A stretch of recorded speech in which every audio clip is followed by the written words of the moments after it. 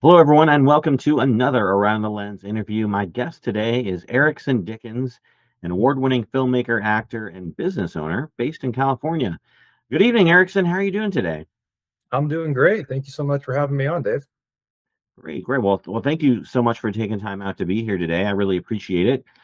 Let's get right into the interview. Let's not waste any time because I know we've taken a long time to get this going, so I don't want to waste anyone's time. So, first question for you is kind of what brought you into the world of filmmaking?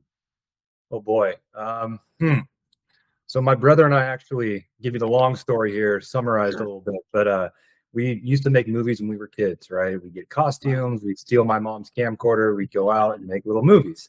Nice. Long story short, our sports careers took priority. We were both competitive athletes growing up, so that Oh, love of cool. filmmaking somewhat took a bit of a we put it on the shelf for a while. Right. In college, we both got scholarships. We played in college for a little bit. Unfortunately, injuries sidelined us both. So we had a little bit of an identity crisis. Like, what do we do with our lives now? Yeah. Sports are gone. Who are we? And What one day, sport, by the way? I was baseball, and my brother was a swimmer. Oh, okay. Okay. Mhm. But yeah. So we kind of put our heads together, and we decided to get back into that childhood love of filmmaking. So we put some money together, and we got a camera. Brother had a drone at the time, so we just kind of one thing led to another, and that's how it all started. We rekindled that flame pretty quickly. So Nice. Nice. What was that first camera you all bought? it was a Sony. It was a A7 II. Okay. Good camera. Yeah. Good camera. That's Yeah. great. So you started out your kind of filmmaking with that camera and your drone and started getting into the world of filmmaking and kind of found that new purpose in your life, right? Now that Yeah, we were doing everything we could. I mean, we were doing events, we were doing sorority, fraternity videos, we were doing weddings, music videos, anything we can kind of do just to build that portfolio, get that yeah, experience. And then eventually we decided to challenge ourselves. We wanted to do something more storytelling esque, right? It's one yeah, thing just a little montage, but to actually put a story together with a message, combining all the different elements of an actual film. right. Um, and so we decided to make a documentary on my dad. He passed away when we were kids, and so we made this hour and a half long documentary. Probably 30 to 40 people we interviewed about his life and how he impacted me, our childhoods, etc. And that was kind of the birth of our love for documentaries. And one thing led to another from there. Yeah, absolutely. And we'll talk about the documentary, His Legacy, right? That's the Correct. documentary Yeah. you're referring to. We'll talk about that in a moment because I'm eager to learn more about that process you took to create that. But did you all have any sort of formal training with regard to filmmaking, or was it all just basically learning by doing? Learn by doing. And it's funny you say that because that was actually the motto of the school we went to, Cal Poly in San Luis Obispo. Learn by doing. Yeah, But yeah, no, tons of just YouTube videos, Googling, watching others, trial and error, obviously. yeah. I know it's funny. I was a philosophy major. My brother was a business major. So in terms of like filmmaking training, no, we didn't. Everything was self-taught. Yeah. Okay. I mean, honestly, that's where you learn, by doing it. That same way for me. I've learned majority of my craft by actually doing the thing. And even Sure. if you go to a film school, they're going to be like, okay, here's the basics of theory. Now go out and actually produce what we just taught you, right? Exactly. So, again, you're just kind of cutting out the middleman and attending YouTube University, as we like to call it, and getting your Yes. training that You way. can About learn what anything. year But it is true. It is true. What year was this that you started actually your filmmaking journey? this was about 2016. So, gosh, it's already 2024. Holy cow! So about 8 years ago. Almost. Yeah. Yeah, yeah. So I mean, 2016 was definitely not a bad time to start these kind of endeavors. YouTube had been around for, gosh, 10 years at that point, and so there was already kind of a wealth of information on there. And I'm sure you've contributed your own fair bit of videos to the YouTube algorithm, right? In those beginning days, oh yeah, and looking back on it, I can't say I'm very proud of some of those early videos that we were putting out, but hey, Yeah. you got to start somewhere. So, yeah, Absolutely, absolutely. Now, that's the biggest thing. People say like, "What do I do?" And I would say, just do something. Right, get something out exactly. there, get that experience, get your kind of foot in the door, theoretically, with regard to building an audience and creating content. So, Sure. good to see that you kind of took that on and started to really develop a burgeoning career, which is what you have now. So you mentioned the documentary, your first documentary, kind of what got you started on the documentary journey, His Legacy, which was about your father. Can you tell me a little bit about, again, what went into the process of creating that documentary, and kind of how did that whole process work out for you? Sure. Yeah. So the premise of the film essentially was to tell a story not only about my dad, but about the legacy he left behind, right? And a big part of the legacy he left behind was his involvement in coaching not only myself but a group of boys baseball. So childhood baseball, we did the whole travel ball thing, and he was our coach. And not only did he educate us a lot on the game, but he educated us a lot on life in general. Good values he instilled in us from a young age, and unfortunately, he passed when I was 14 years old. Um, but we really wanted to make something that, like you mentioned earlier, served as kind of a time capsule in a way, preserved his legacy for my kids when I have kids eventually, and it brought a lot of people together. We spent about 6 months to a year, I want to say, interviewing all my old teammates, parents, my dad's brothers, the other coaches as well. And that was the first time we really, worked out that interview muscle, how to interview somebody, developing questions, how to build rapport. Because it's one thing just to turn a camera on and say, all right, answer these questions, but you got to really warm them up, I guess, and that's a whole process in itself. We filmed at a bunch of different locations. It was a really cathartic experience in a way, right? And then the editing, that's a whole other animal. Once you film everything, putting it all together and hoping for Especially something. documentaries, because you're usually dealing with way more footage than you would on a narrative film. Oh, exactly. We overshot. I mean, gosh, I'd say only about 50%, if that, probably not even that, made the final cut. Actually, a lot less than that. Now that I think about it, we could have made two His I Legacy. would say 50% is a pretty high Yeah, mark with regard to the amount of footage. I'd be lucky to get probably about 20% of the content I would create right, makes the final cut. But right. But yeah, no, it was a great, great learning experience. Not only did it, um, allow us to create something that honored my dad and preserved his legacy, it brought a lot of people together. We premiered it in our hometown. About 300 people came, I want to say, and oh, that's great. yeah, it was cool, and it really kind of gave us that reassurance that we were onto something. Yeah. It's a lot looking back on it and what on what we did wrong. Obviously the sound quality was rough. The filming itself and settings weren't proper by any means. I don't think we even used lighting. Um, but we learned a lot from that, and from there we were able to slowly develop and polish those skills, and that was kind of the start of the whole legacy documentary concept. Yeah. Yeah, no, that's absolutely. I want to get definitely into that kind of legacy documentary sort of business you've been pushing forward with your company, Platinum Peak Incorporated, right? The one you put Yep. co-founded. Platinum Peak. Yep. Yeah, you co-founded that with your brother, I presume. Yes, sir. I originally started by we still do this as well. Our agency side of things, we kind of differentiate the two. Our agency side of thing does more ads and whatnot, sales funnels, recruitment videos, those type of videos that are more leveraged for businesses and companies and whatnot. And then the other side of the vertical is the legacy documentaries, which are more tailored towards uh, family foundations, estates, people with significant stories who want a more human-centered, person-driven type of story. Yeah, absolutely. Let's talk a little bit about kind of the concept of the legacy documentary really quick, because I did a legacy documentary on my mom.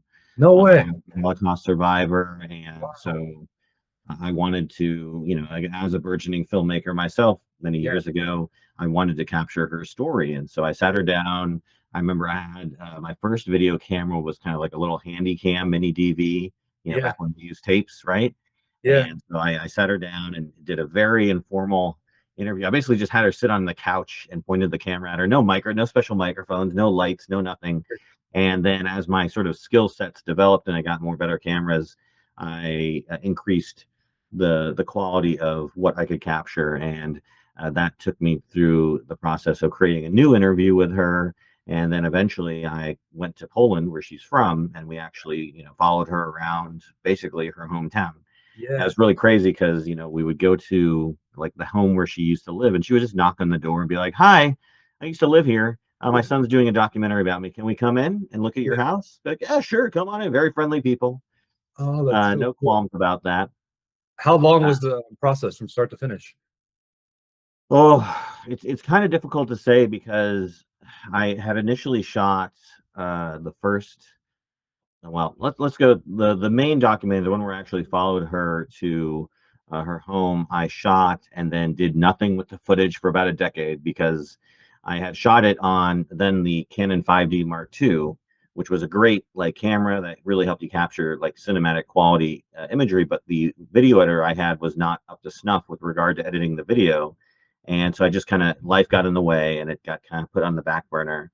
And then unfortunately, it wasn't really until she died that I actually sat down and actually finished the documentary as sort of a way to remember her and tell people about who her story was. It's kind of a promise I made to her on her deathbed because she had COVID. And so I was like, Mom, I'm going to finish that documentary for you, with the hope that I'd hopefully be able to show it to her. But, unfortunately, she passed before I could get it finished. But it was my kind of promise to myself to get that done for her. But I would say, in general, I'm a generally slow editor, and also I have a family and work and all that kind of things that kind of interfere with the ability to focus on editing. So I would say a year to actually create that kind of thing. But it wasn't like you know like had to do it right now. It was something I just did over time. But eventually, I was like, I had to buckle down. I got to get this knocked out. I wanted to get it done actually in time for her birthday, so it was something that I did. I think would have been her 83rd or 84th birthday. I released the documentary, and so now it's existing out there. And it's actually the second documentary I did of her. I'm actually working on a third right now to kind of complete the trilogy to Awesome. encompass. I've got tons of like photos and journals and slides and all these other things from her life, and I want to try and utilize that along with also my own interviews that I've done to try and tell that story. I will say though, and let me ask you this: did you find it difficult at all to get people to sit down with you and do an interview about your father? Because I've had nothing but difficulty trying to get people who want to talk about my mom on camera. But again, was that a difficult process for you, or did you find that relatively easy? That's a great question. I would say so. Everyone was very willing and eager to sit down with us. Once we told them this was about our dad, and everyone was like, "Oh, love to speak. Anything I can do to help." And then we found that oftentimes when a lot of people actually sat in the chair, emotions got in the way. They got camera shy. You know, so it was a lot harder, I would say, for a lot of the people to actually get through the interviews. But in terms of people wanting to sit down initially, we had no problem with that. But a lot of these people had a very close relationship with my dad, and he impacted them in a lot of different ways. And so it was hard. And I think it caught a lot of people off guard when they actually sat down and started to relive some of those experiences, some of those memories.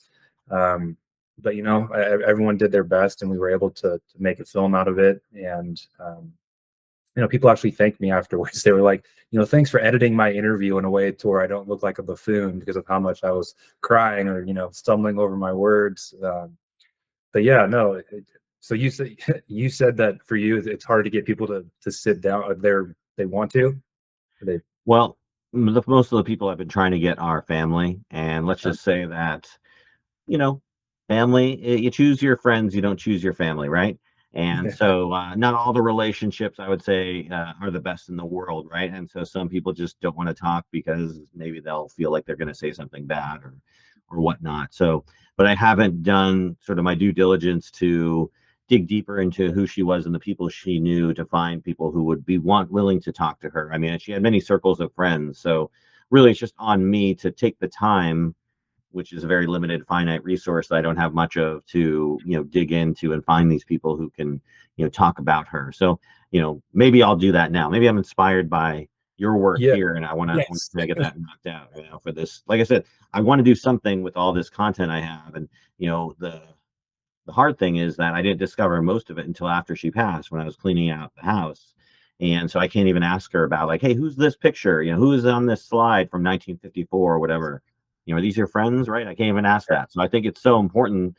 And I think, I totally, agree with what you're doing because I think it's really important that we document our families' lives, that we record their stories, right? Would you agree that it's important to document the lives of our loved ones? oh, for sure. I mean, I think the very foundation of life is family, right? And um, understanding where your family came from as well, and what they overcame to get to where they are, where they were.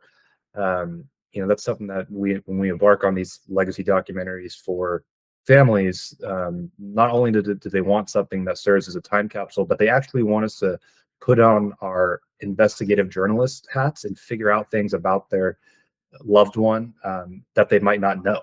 And that's been a cool bit of feedback we've gotten from past clients who have said, I didn't know that about my dad or my mom. And that's so cool. He was born under an olive tree. Like, I didn't know that. Tell him, like, thank you so much for figuring that out. He never told us that. So, Yeah. yeah, absolutely. To answer your question, let me ask you. I got a question. How was the Yeah. experience for your mom? Like, going through reliving all that, and when you told her what you wanted to do, how was that? Because I know some people are a little bit more hesitant. Some people are like, yeah, throw the camera on. But how was it for your mom, like, reliving all that? Yeah, no, absolutely. She was a very excuse me, gregarious person. So she was very much like outgoing and loved to tell her story.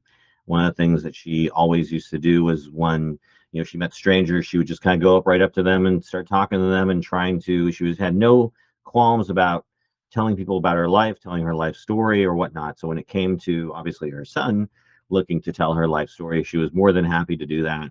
And so I dug in and asked her, many different questions. I did that kind of investigative journalism into her life. Be like, okay, talk to me about this particular thing. Right? Don't just go the broad strokes. Like, tell me more details about your life, because again, once you're gone, I'm not going to have this anymore. And I really wanted to make sure I captured that again, like you're doing it for your future children. I'm doing it for my children now. I have this, documentaries that exist. So whenever they want to know about their grandmother, my mom, I can just pull up the documentary and show it to them.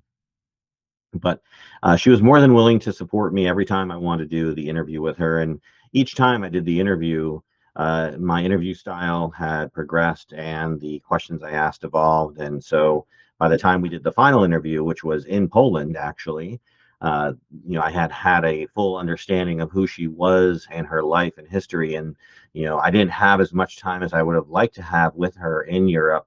But had I had that, I would have followed her through all the different locations that she went through throughout her life, because she went from Poland. She was born in Warsaw, Poland, and then she went to Israel, and then she did medical school in Egypt, and so she was a world traveler. She was also a polyglot who knew 9 languages, and spoke and taught the language of Esperanto. I don't know if you've ever heard about that. What is that? So it's an international language. So Okay. you know how most languages have a country of origin, like Spanish from Spain, Italian from Italy. Uh, Esperanto is meant to be like a universal language, so it's not meant to have like a country of origin. So that, let's say you spoke Russian and I spoke, only English. If we both spoke Esperanto, we could still communicate with each other. So Okay. it would not require each of us to have to learn the other person's language. And so it's meant to kind of build bridges and take down walls towards people wanting to learn about other people, because like, oh, I don't want to have to learn your language. You learn my language, right? So Esperanto, being that universal language, was meant to, try to get people together. It Yeah. never really took off because, after World War II, America became the dominant world power, and everybody just decided to learn English if they wanted to, be part of the geopolitical monetary ecosystem. And so it never took off, but it was something that she taught and promoted her whole life. And, again, she hoped to have it be something that was worthwhile. I never learned it myself, actually. I learned it as a little kid, but I never actually followed through with it, just because, kids were not always appreciative of what our parents do. But it was something that I'm glad that she was into. So For I sure. need to, in getting to the idea of like, okay, let's do the third documentary, I need to find her friends within the Esperanto communities, her Polish friends, or all the different groups that she had friends with, all those circles, and really sit down and interview those folks, because I'm sure they would be very amenable to Yeah. sitting down and doing an interview. But you mentioned your father. Obviously, you lost your father. Also, I read that you had a near loss with your mother. Um, did this kind of documentary filmmaking process help you cope with that loss of your father, and kind of maybe cope with the near loss of your mother? Absolutely. And I didn't even realize that really when I was starting this project and wanting to do it, but along the way it was very therapeutic. You know, learning more about my dad, learning things I didn't know about him from other people. It felt like I was with him again in a way. Like he was there with us, and it gave me a sense of closure.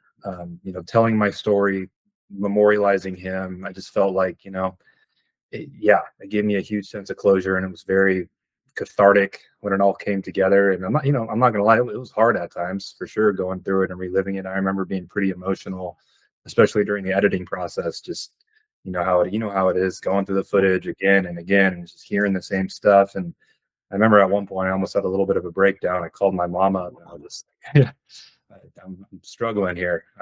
So I got to have a nice conversation with her. We talked a lot throughout the process and brought us closer as well, my mother and I. And yeah, no, overall it was a great experience. Great experience. I felt very cleansed. I don't know what the right word is when it was all said and done, but just yeah, it was a journey. So And now, your father's documentary, was that done? I'm guessing, was it done before or after he died? after, so it was about 7 years after he passed in '09, and we started filming in 2016. Okay. Wow. Yeah. Yeah. So we obviously didn't get a chance to interview him for his own No. documentary. Unfortunately, we only had a limited, but we had a few old home videos, from like the Uh, baseball games and him giving some talks, team huddles and whatnot. But no, we weren't able to use too much footage. My dad was a more reserved guy too. He was kind of camera shy. yeah. Whenever we'd watch home videos, my mom would record. There's dad in the corner, not talking to anybody, and just standoffish by himself.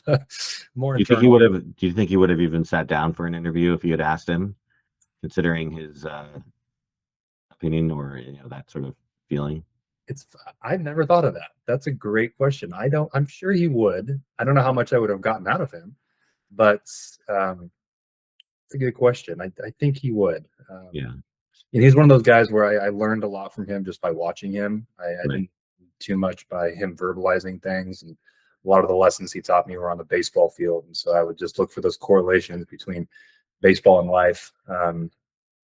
But yeah, don't think about that. I'm sure he would. I'm sure he would. No, Yeah. I mean, parents are, they're going to support their kids, right? My kid comes up and asks me to do something I may not be comfortable with. I'll do it because they're my son, Yes. There you they're go. my child. So great. Well, you got that story documented, and so I guess, does that sort of experience, and we'll again talk about your other experiences afterwards. But considering all that, are you going to do a story or a legacy documentary on your mother, or have you Honestly, done one already?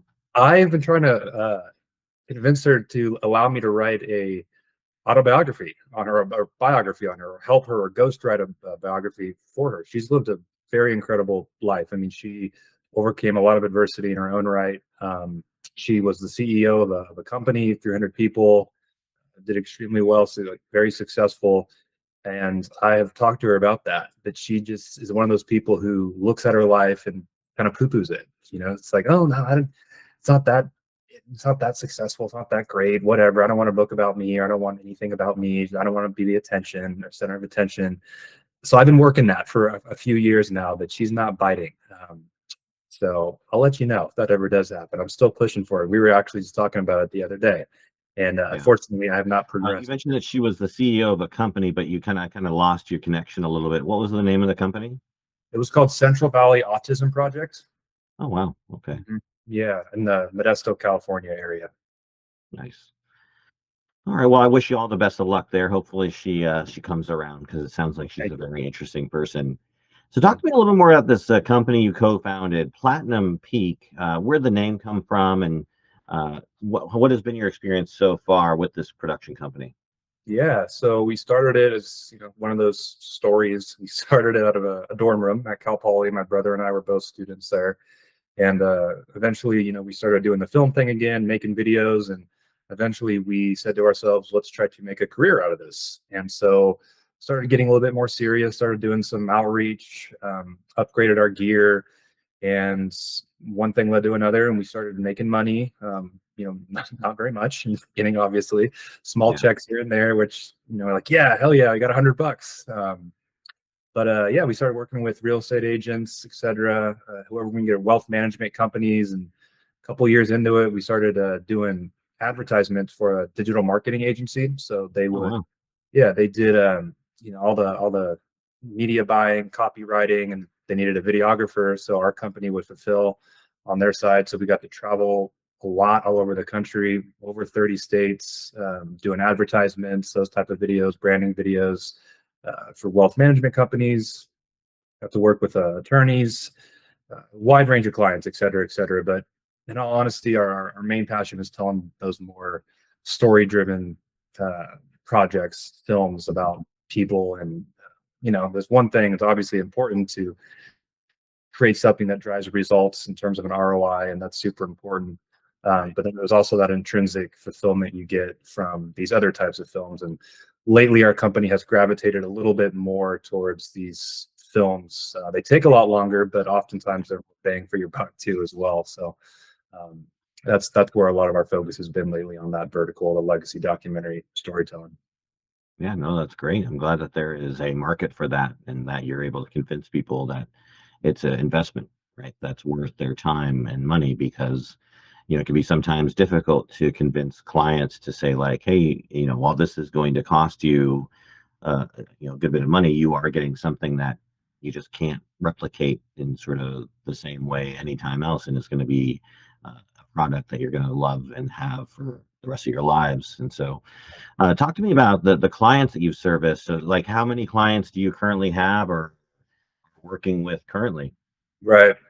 So on the agency side of things, I mean, there's always new ones popping up, like those advertisements. We have two shoots at the end of the month in Florida, wealth management companies. But in terms of the legacy documentaries, right now, a project we're very excited about. We are about halfway through the filming process. It's a family foundation out of Texas. Wow. Gentleman started it about 30 years ago. One of those stories where he grew up very impoverished, the rural South, built his way up, and he passed away from Alzheimer's since then. But created a family foundation, and they've been able to impact a lot of different people, a lot of different partners. Special emphasis with like mentorship of at-risk youth, creative expression, workforce development, and it's been really neat being able to work with the foundation, going on their site visits with them, going to their hometowns and filming. His wife is still alive currently, and she's amazing. She's about 87 now, and we've gotten to spend a lot of time with her. Been a really great experience, and we're doing a 2-hour film for them, and then we're also doing a 15-minute version for them as well that they can share on a more practical basis.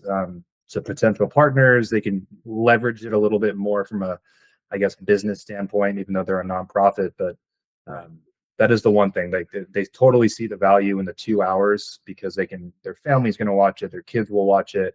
But then we tell businesses as well who we do these jobs for, a shorter one can actually be leveraged for investor attraction, partnership attraction. It can be chopped up into shorter deliverables that can be used for recruitment purposes, whatever it might be. And we kind of gauge what they're looking for and help them. So might attach a little bit more of an ROI to those types of projects. So Right. You can tell them, hey, we can make this one product and then make it multimodal and have it on, your vertical short form video. You can have your long form YouTube. You can have your Instagram content. You can have your still frames for whatever kind of purposes you want. So a lot of different ways to utilize that one specific piece of content. Doesn't have to necessarily be in one format or live in one area. How exactly. has business been? It sounds like things are going well. Do you find it generally easy or difficult to find clients? I'll be honest, like it's a very high touch sales process. Yeah, It's not one of those things where you're just going to hop on one meeting and close the deal. sure. Yeah, You absolutely. gotta get these people to really trust you. They have to see the value in it as well on their side of things. So, we have cold outreach going right now, do ads and email outreach too. And I'm not going to lie. I mean, I'd say 90% of the responses we get, you know, we get a couple meetings, but they don't go anywhere. They just fizzle Right. out. It's hard. Mhm. It is hard, but once in a while, we do find those ones that really see the vision. They really understand what we're doing here. They understand the service, and they understand how it's more than a product. It's more of an experience. That's something that we get a lot of feedback of, like from these people that we work with. They feel like they're reliving all this. And like I said, it's kind of cathartic in a way. And Yeah. um, so yeah, we've done about probably 5 or 6 of these so far. This is our seventh. So yeah, seventh or eighth. I'm sorry, somewhere around there. Um, but no, yeah, it's been, it keeps us on our toes for sure in terms of the sales process. We're always looking for new ways to pitch it, or okay, how can we done this? How can we have done this a little bit better? Um, Learn by doing, right? So Yeah, absolutely. Well, I mean, I think that's important for those who might be looking to get into this sort of business themselves, to understand that it's not necessarily something that you just turn on and be like, you get the crowds coming to you. It's something you still have to work on. You still have to make your pitches, and it's still a grind, right? As most things are. So, no, I think that's good to know, and it's important to kind of bring things back to that reality. You also made another documentary called Two Magic Drops. Can you tell us a little bit about that? yeah. So we did that one in 2020, literally like right before the pandemic hit. And my brother, he went to India because he went with the Rotary group to take part in the annual inoculation. I think there's only like India, parts of India, and then one more country. I think it's Pakistan, if I remember correctly, that still has some cases of polio. So they went over there. My brother was able to follow a group around for about 2 weeks under Rotary International. He brought back a bunch of footage, so much footage, and then I edited it all. I could have made a whole series out of it, or three-hour films, but we wanted to make something more digestible, so we came up with a 15-minute short, and it was a legacy. It was a legacy of Rotary. It wasn't about a single person per se, but we kind of characterize Rotary as a person and what they're doing, the good that they do. And that film actually, like, it gave us that reassurance even further that we had something. We submitted it to a bunch of different festivals. It got picked up, I don't know, 9, 10 different festivals. I'm not talking Sundance festivals by any means, but it was cool. It was cool. We won some awards, best documentary. But it again just kind of affirmed us that we had something cool here. So we got to premiere it at a handful of different Rotary groups around California. That was really neat. But yeah, that was a cool one for sure. And we look back on that one, and I just actually just a few months ago I showed it at my local hometown's Rotary, and they were all very emotional because they feel like that's them, right? They're invested in it because that's them. Hey, I'm a Rotarian. That's what I do. That's my mission. So yeah, it's neat to bring people together through that short film as well. Absolutely, absolutely. Yeah. What would you tell somebody who's maybe interested in getting into this kind of similar career path, or wants to do documentaries or other types of filmmaking endeavors, or start their own production company? What would you tell them, to kind of like, if you take all the things you learned, right, from yourself over time, what would you tell them to kind of set themselves up for success? Yeah. I would tell them that it's a lot more than just showing up with a camera. You have to wear numerous hats. You have to not only be a filmmaker, but you have to be a problem solver. You have to be almost a therapist in a way. I studied clinical psychology in grad school, and in terms of like my interviewing process and how that's helped me, it's been huge. It's been a huge part of how I approach the interview process, the storytelling process. Um, so I would say brush up, or not brush up because they might not be studying it or have studied it, but um, immerse yourself in psychology. I would say understanding human behavior, understanding why people do the way what they do, why they become who they are.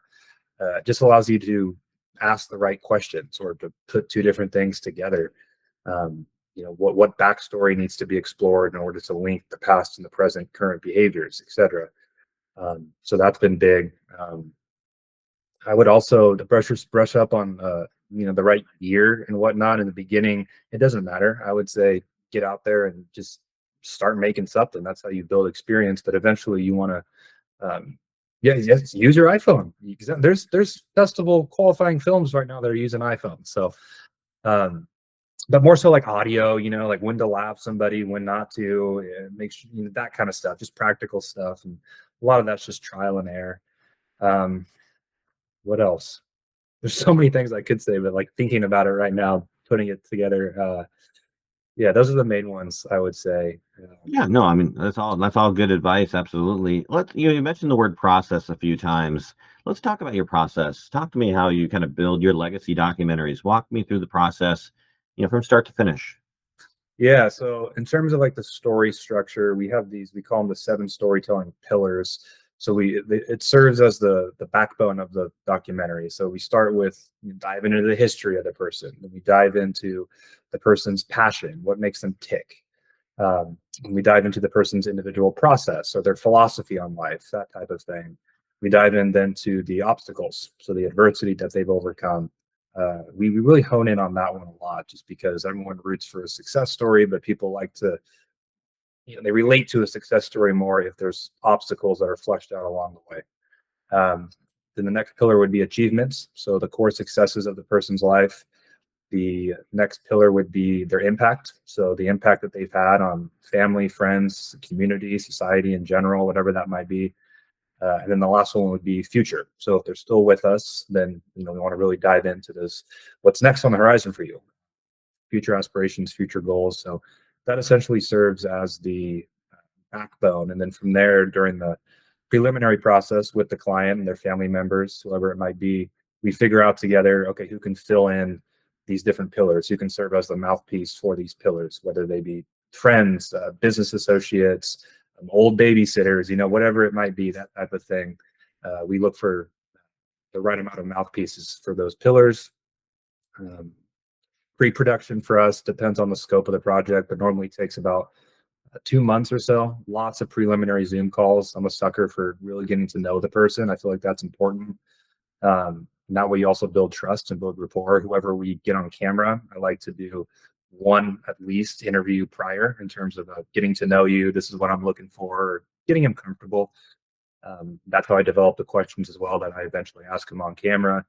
Um, then eventually, we plan the actual shoot days as well. Where are those going to be? How can this location help drive the story forward?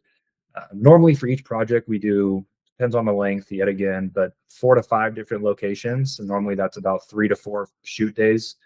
Um, gather all the ingredients, and then post-production, we bake the cake. And that normally takes about, oh God, 4 to 6 months, sometimes longer. You know how it is when it comes to editing, but Yeah. yeah, there's a high level overview of our process essentially. Yeah, that's the thing that, usually takes the longest, right? You get the come back, you try and piece together this story, and it can take, oof, yeah, years. Yeah, But I would say, in my experience doing my editing, it's usually about 4 to 6 months, typically, yeah, depending on the size and scale of the project. I've exactly. done a lot of narrative filmmaking as well as documentary filmmaking, and so depending on how many people are involved and the level of complexity of the particular film I'm doing, whether it requires, post production, color correction, special effects, composition, all those different things. It can really drag on the process, but I think it's important to do that and to sort of take those steps. Now, I imagine obviously you all are doing the shooting and the editing.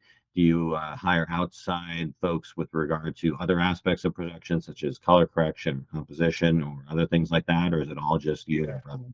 Yeah, no, we actually have a team of 12, over Wow! half full time. Oh my So gosh! what? Wow! Yeah, we're not fully doing it anymore. We would probably be way too burnt out by now if we were. Yeah. So we have a staff of editors. I oversee the editing, obviously, do a little bit of it, but I'm hands off of that as of now, um, for the most part.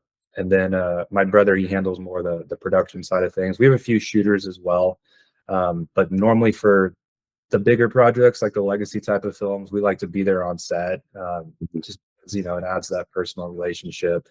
Um, it's more important of a project, so we want to make sure we're actually there representing our company well.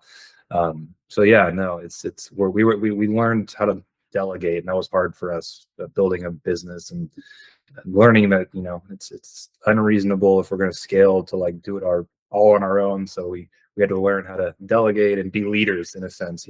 So that Yeah. took us time. Yeah, absolutely. I agree. The idea of sort of giving up some of that kind of creative control to other people, and it requires, quite a bit of sort of intestinal fortitude to say, like, I'm going to trust you to do the thing that I asked you to do, to hire you for, and we're going to hopefully get something that is, in line with what my vision is, and then you're moving from, again, the doer to more the director or even the producer, right? Because you might hire someone else to do the directing, Right. and you're just sort of overseeing the project and ensuring its overall success and quality control. But yeah, obviously, excuse me, it's a difficult migration process, but like you said, it's vital if you want to actually grow and expand and whatnot. You can't always be the person doing everything. And so Definitely. actually on this most recent short I did, I was only the director. I let someone else do DP. I let, then someone else do lighting. I really just focused on the directing piece of it. It was actually kind of refreshing because I'm like, relying on someone else. And sometimes you get things you weren't even expecting with their own obviously talents and capabilities, and you get a product that at the end of the day might be better than what you might have even thought about or created yourself. So I think Totally. that's one probably the most rewarding pieces to relying on other people. But interesting to kind of see how you've developed over time. Is there an intent or desire to expand the business even further, or do you think that you're good with the current size you're at?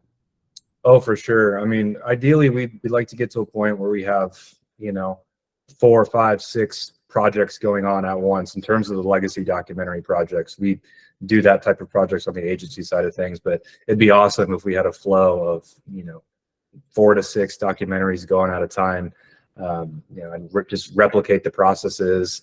You made a great point too, bringing other people together in that collaborative uh, nature. You learn a lot, and like you said, things sometimes happen where you didn't think about it, or it makes you better. And so that's something that we've really embraced and have found for sure. I remember in the beginning when we were having to hire out other editors and stuff, I was like, oh no, they can't do it like me. It's impossible for them to do it like me. It's not going to be anywhere near as good. They turn it back, and I'm like, all right, I've been humbled because I could not have done that. So, so Yeah. for sure, we'd love to be able to keep bringing in more talent, uh, internally to allow us to continue to serve clients. The more, the merrier. Yeah. Yeah, no, absolutely. That's great. That's great. You mentioned you had a degree, and I looked it up, and you said you have a master's degree in psychology, right? Yeah. Yeah. Clinical psychology. Mhm. And how did that help you with your other ventures, your filmmaking, and your other things that you're doing? So I would say, I mean, it really helped me just understand people and how to engage people, I guess you can say, in terms of telling a story and understanding like where they came from, being able to hold the space with somebody as well when you're learning about them and treating their story with respect and empathy and holding the space with them. Psychology is all about kind of understanding what makes us who we are and why we tick and the influences on our lives that made us who we are. And so I just feel like that has helped me, um, just in terms of being able to craft a more compelling story that really resonates with these people. It kind of makes them feel in a way like they're reliving their emotions in an accurate way, and that's, I think, based on a lot of just the time and effort I put into like working with them beforehand, before we actually get the cameras going and everything, and understanding what we need to be told that's an accurate representation of who they are, what they've achieved intrinsically, how they feel on the inside. Um, so that's the main way I would say it's helped. Yeah, I can't articulate too well the other ways. They're in my head. I can't get them out as well. But that's a high overview of, I think, how it's helped me. I had to do a practicum before I graduated for a year where I served as like a therapist Oh, for high wow. school kids. Yeah, it was definitely it was challenging for sure. Just kind of got thrown into it, but I had to get a certain amount of hours in order to Yeah. graduate. And so I learned a lot from that experience that I've been able to apply to the interview process, the storytelling process itself. Yeah. Yeah, I'm sure that gave you quite the interesting perspective on the minds of the high schoolers because they've got a lot going on in their heads, Yes. Yes. and to be able to get in there and kind of figure out what's going on, I think is pretty important. No, absolutely. Knowing people is extremely important, and being able to delve into their psyche and who they are through, questions that drive both the conversation but also the story.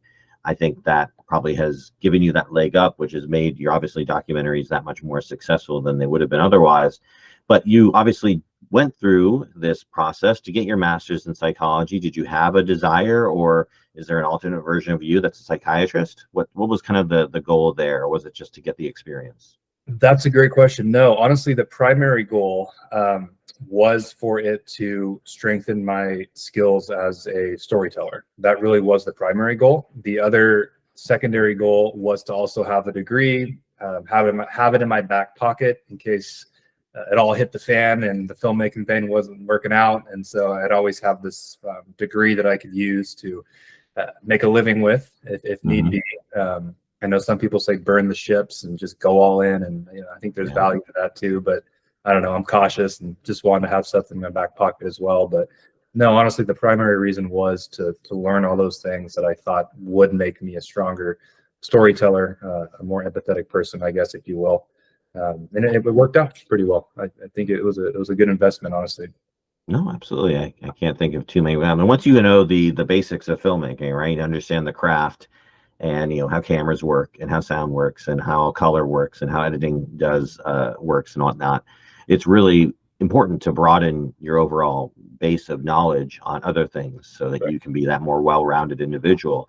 And I would say you're a pretty well-rounded individual overall. I would say you're almost like a Renaissance man here, that you're doing the novel writing, you're doing the acting, in addition to obviously the filmmaking. So talk to me a little about those other ventures and how they sort of inform and also allow you to expand and allow you to I would say express yourself creatively. Yeah. Well, I can tell you it all sounds better on paper. I wrote the novel.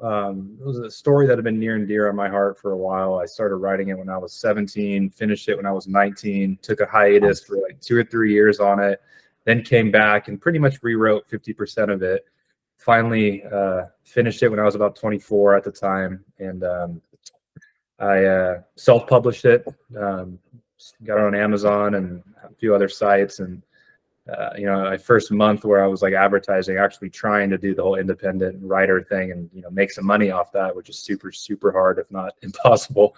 I got like, I think, $300 in the first month, and I was like, okay, hell yeah, like I got this.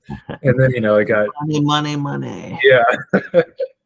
But no, and then I didn't have the time or bandwidth to be promoting it as much as I would have wanted to. It was more of a side thing, and eventually, I'll collect my $2 royalty check every 6 months now. Hey, $2, you can get absolutely nothing with that nowadays with the way you get a gumball. There you go, a stick of gum. Right. Pretty much. I don't know. Writing's always been one of those things that was a huge part of my upbringing, my childhood. A great way to I express myself. And the medium I express that now is more so filmmaking. But writing was always a refuge for me as a kid. And just a story that I had in mind that I wanted to tell was a fictional story, somewhat similar to Stand By Me, that film, if you've seen it. But yeah, and then acting. I started taking acting lessons when I was 2017 or so in San Luis Obispo. Actually, is Zac Efron's old acting coach is my acting coach, because Zac Efron's from there. So it's been really cool just learning through him all the different techniques, and that also really helps understand like human behavior, I guess, in a way, and being able to put yourself in someone else's shoes and really relive what they're doing or what they've experienced, their emotions. So that helps on the storytelling side of things as well. Actors are storytellers, but they're just doing it through behavior and emotions and then their wants. So it's been great. Yeah, I've acted in a number of short films and whatnot. Nothing big, nothing crazy, but it's been a cool learning experience. And I wish I was able to dedicate more time to it and kind of go all in on it. But realistically, I'm just so busy and content with what I'm doing right now on the other side of things. It's hard to balance the two. But it's fun. It's a great hobby, and I enjoy doing it. So nice. That's good. It's good to have hobbies. Yeah. I see you're working on a film right now, per your IMDb profile, called Single A. Can you tell us a little bit about that?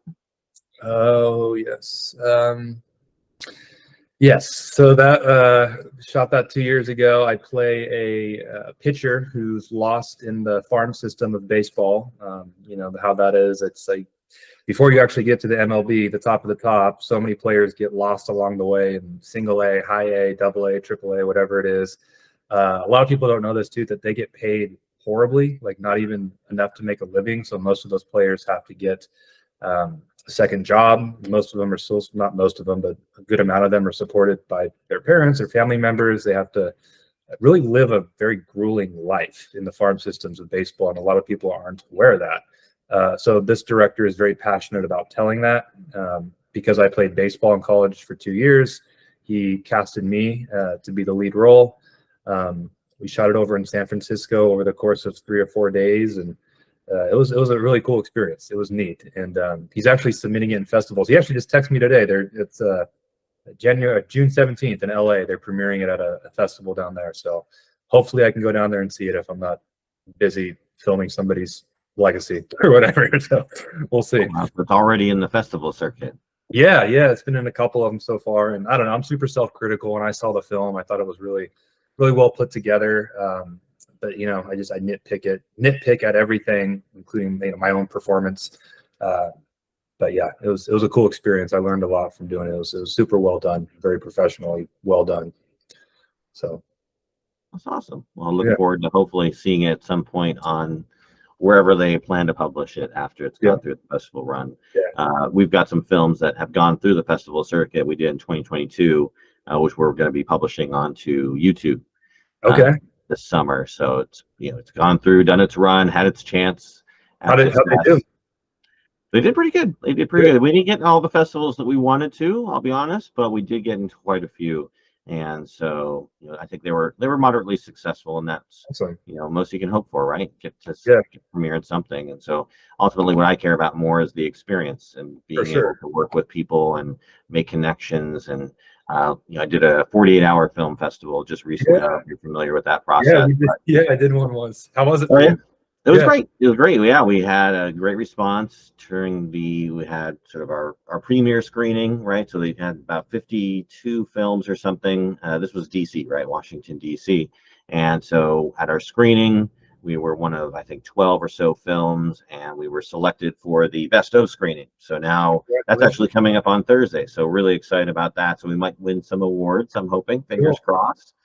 But overall, great experience, and it's just sort of the evolution of my previous short films experience, where you're just on sets, meeting people, making connections. What we were able to do during the 48 was really the result of the connections I'd made at other events. And Yeah. I'm using the composer I used for another short film. I'm using actors that I met on other films, and we're all coming together along with brand new people who I just met on Facebook and said, "Hey, I need help with this short film. Anyone want to come out and do a 48-hour film?" Just brand new strangers, and they come out and they do amazing things, right? I had no expectations for any of them, and it's like, oh wow, you actually can act, and you're adding to the overall pastiche of what we're trying to create here in this quality film, and it's going on, and hopefully it'll be recognized for that. We've actually got quite a few nominations in some of the Awesome. different categories, so I'm really excited to see what we take home, if Cool. anything. I'm Yeah. hoping we take home something. I'm What's it pretty about? confident. The 48. What was your film about? Yeah, the film's called Two Blocks Down, and Okay. it's a noir film about a private investigator who's looking for something, and he enters um, an auto mechanic shop and does his sort of PIing and interrogating, and tries to find this thing that he's looking for. I'm being vague about it because it's only 7-minute film, so Sure. uh, the sort of mystery of what he's looking for and what he eventually finds is kind of the big draw to the film, and it kind of lends itself to the different story beats and the ultimate resolution that you see happen on screen. But All it right. was really fun. I never worked on or created a noir film before, so again, we really dug into that sort of noir guy, gumshoe guy with the fedora. We did Mm-hmm. it shot in black and white. Well, we didn't shoot in black and white. We ended up with a black Sure. and white film, and I think it added to the overall um, impact of the film because we were the only one that was black and white during our screening. And I don't know how many other films did black and white. I know a few others did. Excuse me. So we'll see if there are any other black and white films at the sort of best of screening. But yeah, no, it was a great experience, and it helped kind of push me outside my comfort zone. I've done mostly comedies. I've done a drama. I want to get into feature filmmaking. That's kind of my goal, is like feature narrative filmmaking. Yeah. So that's what I'm working towards. but that's also a really big endeavor that requires a ton of time and whatnot.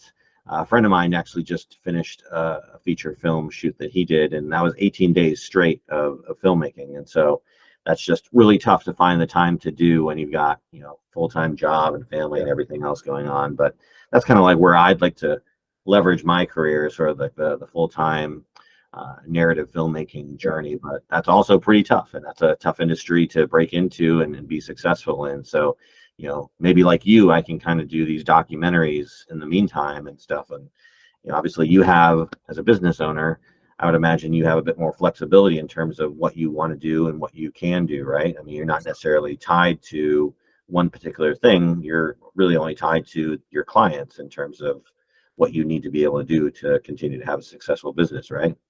Right. I mean, the last couple of years, yeah. Earlier on, though, for sure, it was, we didn't have the luxury, I guess, of like picking and choosing what we want to take on.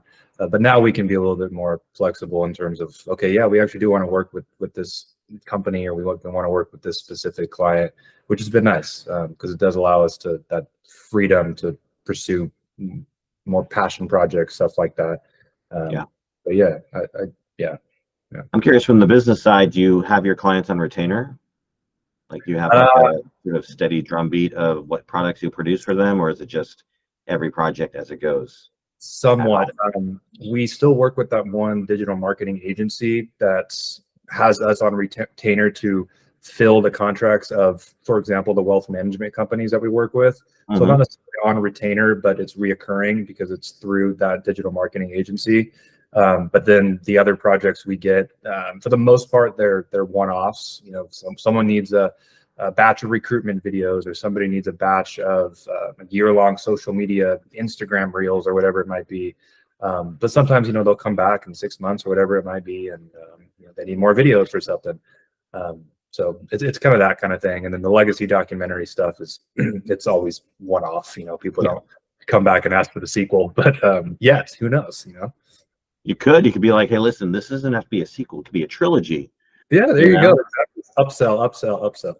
Yeah. there you go. Be like, listen, we only scratched the surface on your father's life. There's so much more we can dig into. I just need a bigger budget. We need to travel across the world. I need to go to where they were raised. I have to do it all. Yes. That's right. That's That right. should be Well, you get the right kind of client. Money's no object, right? They That's might be very like, true. sure, let's do it. That's very But true. yeah, that's awesome. It's a great business to be in, and I'm glad that you've been successful in that. I wish you all the more success as you go forward in all your career and creative adventures and ventures. Before we say goodbye to you, is there anything else you'd like to add? No, no. Honestly, this was great. I felt like we had a very in-depth conversation about a lot of different things, and I appreciate your kind words as well. And same for you. Like, wish you nothing but success. I'd like to see some of your short films too. If you're open to sharing them, sending me them, and whatever you're willing to, that'd be super cool. I love watching people that I know who are in the indie game, and the films that they're making. So that'd be awesome. By all means, I'd be happy to send those to you, and I'd be open to your critique and your feedback as well, because I don't think we grow as creatives or filmmakers in any kind of creative venture if we don't get feedback and honest feedback, right? Because it can be easy enough to say, "Oh yeah, great job, wonderful stuff," but that doesn't, that's great to hear, and that's why I always tell people, if you want honest feedback, if you want to grow, put your stuff out there beyond just your circle of friends and your family. Put it out there on forums, because once you get that that realistic, real ground truth feedback, that's how you kind of grow as a creative. I've only ever grown because I've been torn down and built Yeah, back up again by other people, right? And that's why we can never rest on our laurels as creatives. We have to always be moving forward in terms of our skills and capability, because if we're looking back at something we created a decade ago and saying, oh, that's great work, I must have peaked back then, huh? yeah, Well, that's kind of like the fear there, right? Because we always right. want to be moving forward. But Words of the all right, wise. well, we need to move forward with our nights, because it's getting to the end of the night here, at least on my side. I know it's early evening over there. But again, I want to thank you so much for taking time out to be here today. It's been wonderful having you on, and wonderful conversation. If you'd like to get to know more about Eriksen and his business, you can go to dickensbrothers.com. You can go to platinumpeakincorporated.com. All of these links will be in the show notes. And I'll be happy to share all of the other links to your LinkedIn and whatnot. So if people are interested in, having them, having you do a legacy documentary for them, or any other video creative capabilities, I'm sure they'll reach out to you. And again, just from talking to you, I know you'll, do excellent work for whoever comes your way. So again, thank you again so much for your time, Eriksen. Awesome. Thank you, Dave. Have a good rest of your night. You too.